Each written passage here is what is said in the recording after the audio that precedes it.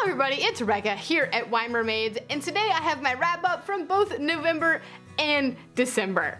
I read a total of 11 things over those 2 months, and I had a 4.59 average reading, so it was actually a really great reading 2 months. Overall, I had 1 graphic novel, 1 audiobook, 1 short story collection, 2 rereads, and 1 of those was a novella. So it was pretty diverse as far as like types of book, and then the rest were just regular books too, because I know that doesn't add up to 11. So we're gonna start off at the lowest, which is a 4-star, and then work our way up to the highest, which is a 5-star. And there are a lot of both of them, because again, a 4.59 average reading. I had a lot of 5-star reads, which is really great, and that rarely happens. And we had a really, like I said, really great 2 months of reading here. First one was Amulet #1, which is The Stonekeeper by Kibuishi, and this is again the first graphic novel in the Amulet series, and I really enjoyed this one. It's very fantasy based, and they go to another world, and this girl and her brother go to this other world with their mom, and the mom gets lost, and they're trying to find her, and there's this like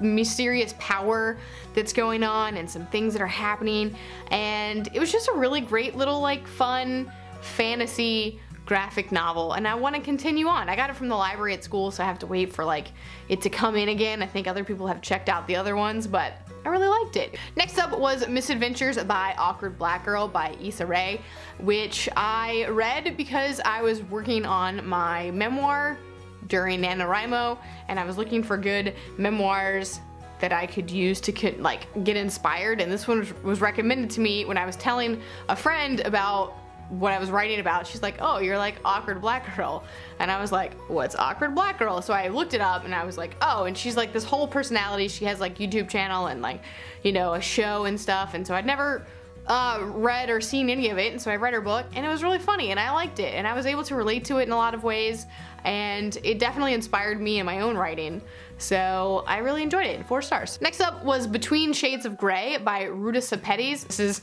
a historical fiction during World War II. It's in Lithuania, and I actually didn't really know a lot of the history of the Soviet Union's presence and what they did during World War II, so this actually opened up my eyes and taught me a lot about it. I knew that Stalin was the perpetrator behind like a lot of deaths, like millions of deaths, but I didn't really know the details of that, and this book really showed me that and what it was like and what happened essentially. So it's a girl named Lena and her mom and her brother, and they get taken away as prisoners from Lithuania during the Soviet Union's invasion of Lithuania, and they get sent to Siberia in like prison work camps type thing, and it was just really enlightening and really horrific in ways, but I really enjoyed the story as a whole. I thought it tied up a little bit nicely at the end considering everything that had happened, but it gave you hope,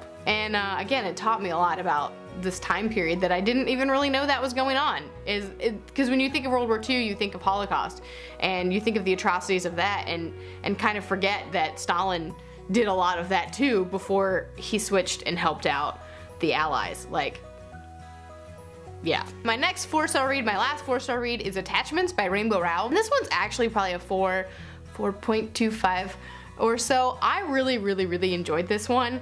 The only reason I didn't give it a 5 is because I think I'd given so many 5s that like my bar was too high at that point, because I'd just given like 2 or 3 5s in a row. So I was like, I don't know, I was kind of feeling that way. I really liked it. It's the story, it's an adult story, adult fiction, adult contemporary by Rowell, and it's about a guy who works in IT in 1999 during Y2K, and he has tasked with the job of reading people's emails, and I really liked it. I thought all the characters were really entertaining and like real, and the 2 women especially in the emails, I loved them so much. In fact, I want like more of them. I want a book of another book of their email conversations. I just thought that they were really funny and witty and very realistic, and it does deal with very realistic issues. The only reason I didn't give it a 5 also is just, again, it was a little creeptastic in ways, and I was able to get past that, but I was just like, maybe a 4.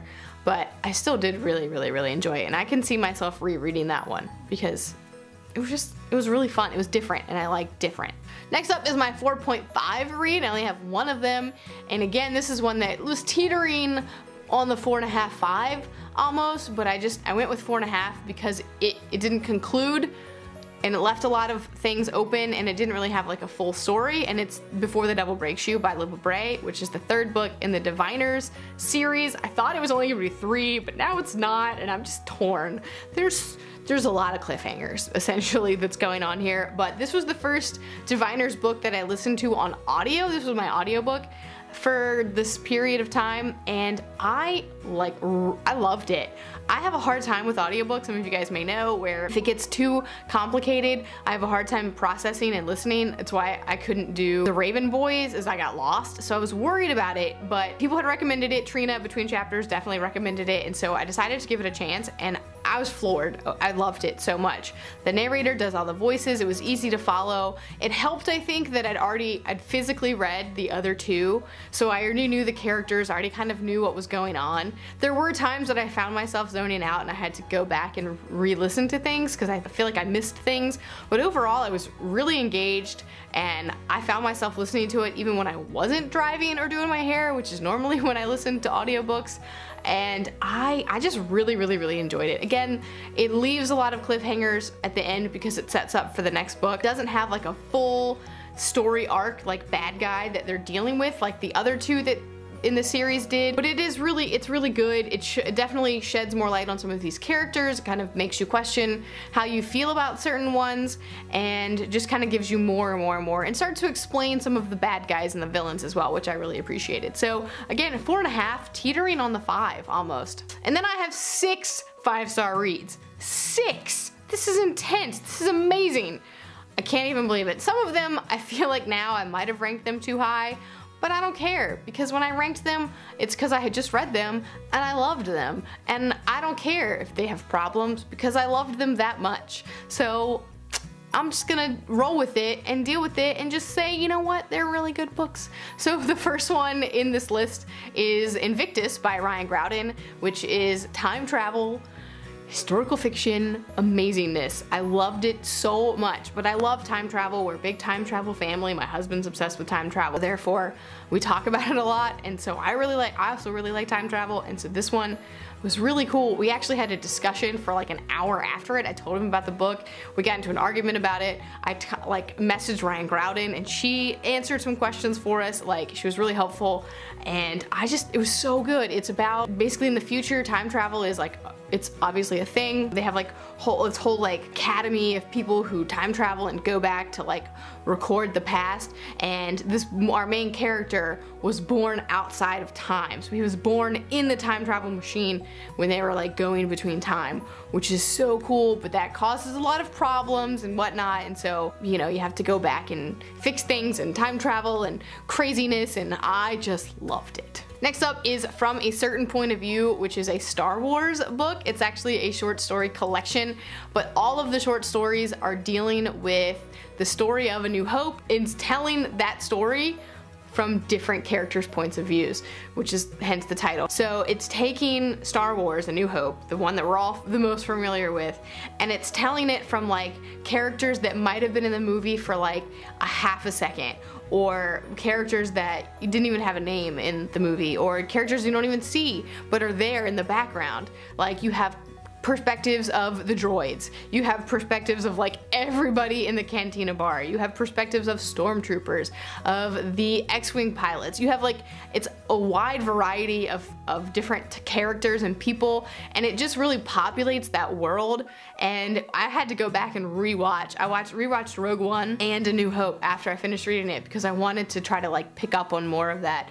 It was so good. Obviously some of the short stories are better than other ones, but overall I really enjoyed it, and it has like big name authors in it, like Pierce Brown. And we know my love for Pierce Brown, but it also has like Nnedi Okorafor and Meg Cabot, Ken Liu, and like all just a wide variety of authors, and big name authors, and authors who have been writing Star Wars fiction for a long time, and it was just really good. Next up is a reread, and I included it because I did read it during this year, but I also taught it, and it's Of Mice and Men by John Steinbeck. So this is one that I'll probably be reading every year for as long as I decide to teach this novel. So I just included it because I hadn't actually read it since I think 10th grade when I learned about it, and I reread it so that I could teach it, and then like 5 times while I was teaching it. So I read it a lot. It's just really great. It's a great novella, and it's beautiful and wonderful, and if you haven't read it, you should definitely do so because it's just really great. I also have a reread of Harry Potter in here, Harry Potter and the Order of the Phoenix, just that one, just number 5. I was doing trivia, I was hosting trivia for Harry Christmas to You, and I needed to reread it so that I could have questions, so I reread that, and it's great. Also, I did trivia with Caitlin from Book Chats for Harry Christmas to You, and I'll link that video down below where I asked her questions about the 3 books that she hasn't read in the series to see if she could make up the answers. It was really fun, and you should find out what she said about what she thought the Deathly Hallows were, because it's pretty great. Anyway, so I reread Order of the Phoenix and I still loved it, and it's almost becoming one of my favorites. I originally, before it was Goblet of Fire, but I'm thinking Order of the Phoenix might be stepping up to take that spot, because it's just packed full of juiciness and angst and amazingness, and also umbrage, which brings it down. But anyway, and finally, the last 2 books that I'm going to talk about are both magical realism. One of them is adult and one of them is YA. So the adult one is Beasts of Extraordinary Circumstance by Ruth Emmie Lang, which I read. I got it from Book of the Month, and it was one of the top 5 books from Book of the Month for the year, which was really great. I was like, yay, I picked a good one. Finally read it. I loved it. It was so good. It's about a guy who, his family dies when he's really young, and he lives with wolves essentially for a while. And it's not his perspective though. The perspective of the story is from people whose lives he's interacted with. It's a lifespan of him and how he's kind of dealing with this and how he's kind of different. He has a very special relationship with animals. It's just really good, and I really, really, really enjoyed it. It's a little slow to get into, but then I couldn't stop. And finally, the last one, my YA magical realism, is Bone Gap by Laura Ruby. I picked this one up because Caitlin at Book Chats again, she kind of talked about it a lot on Twitter, and it was like one that I added to my book outlet cart, and I was like, I need a short book. I have like 3 days left in the year. I want to just finish something really quickly, and I did. I picked this one up. I read it in 2 days. It wasn't even the last book I read of the year. I read it so fast, and it's so good. It's this boy who lives in this small town called Bone Gap, and he also has like this weird affinity with animals and stuff, and he's got something going on about him. I don't want to say too much because it'll give it all away, but there's like, everybody knows everybody's business because it's a small town, and he was there when this woman disappeared and nobody understands why, and he has a hard time articulating it. And so it's kind of a mystery about what happened and what's going on, and it's really beautiful, and it's just lovely, and you should just read it. I can't say more really because it will ruin it. You just need to read it. So read it. It's so good.